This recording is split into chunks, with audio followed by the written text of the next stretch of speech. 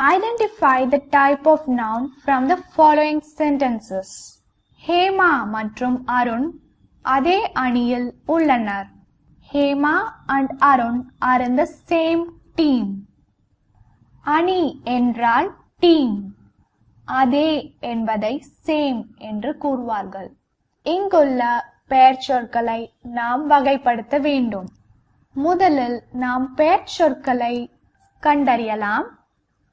ஹேமா என்பது ஒரு பெண்ணின் பெயர். எனவே இது ஒரு பெயர்ச்சொல்லாகும். அதேபோல் அருண் என்பதும் ஒரு ஆணின் பெயர். எனவே அருண் என்பதும் ஒரு பெயர்ச்சொல்லாகும்.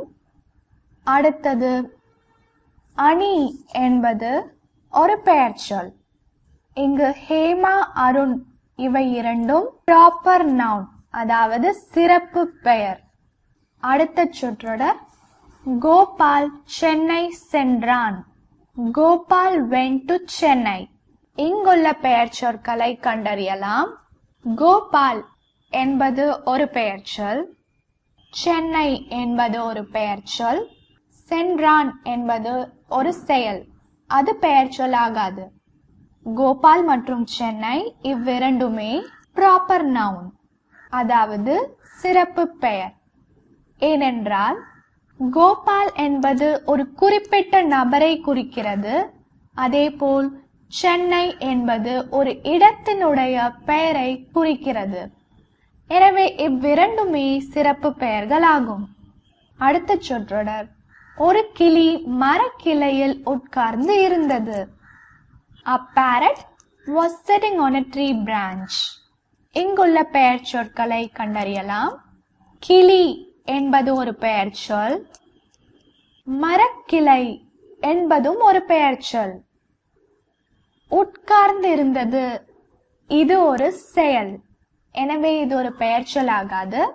பெயர்ச்சொல் என்பது ஒரு பெயராகும். அதாவது ஒரு மனிதனையோ ஒரு இடத்தையோ அல்லது ஒரு பொருளையோ குறிப்பிடும் பெயர். உட்கார்ந்து இருந்தது என்பது ஒரு செயல். எனவே இது பெயர்ச்சொல் கிடையாது. இங்கு கிளி மற்றும் மரக்கிளை இரண்டுமே பெயர்ச்சொல். நாம் இப்பொழுது பெயர்ச்சொல்லின் வகையில் இவ்விரண்டும் எந்த வகையை சேர்ந்தது என்று அறிய வேண்டும். கிளி என்பது ஒரு பறவையின் பெயர். இந்த பறவை உலகில் நிறைய உள்ளன. ஒரு குறிப்பிட்ட கிளியை மட்டும் இது குறிப்பிடவில்லை. அனைத்து வகையான கிளிகளையும் கிளி என்றுதான் அழைப்பார்கள். எனவே கிளி இனத்தின் பொது பெயர் கிளி. எனவே இது ஒரு பொது பெயராகும். அதாவது parrot என்பது காமன் நவுன். அதேபோல் மரக்கிளை என்பது ட்ரீ பிரான்ச். உலகில் நிறைய மரங்கள் உள்ளன. ஒரு குறிப்பிட்ட மரத்தை இது குறிப்பிடவில்லை. எனவே இது ஒரு சிறப்பு பெயர் அல்ல. மரம் என்பது அனைத்து மரங்களுக்கும் பொதுவான பெயர். எனவே மரக்கிளை என்பது பொது பெயர். Tree branch is a common noun. அடுத்த சொற்றொடர் ஒரு பையன் பூங்காவில் விளையாடிக் கொண்டிருந்தான். A boy was playing in the park.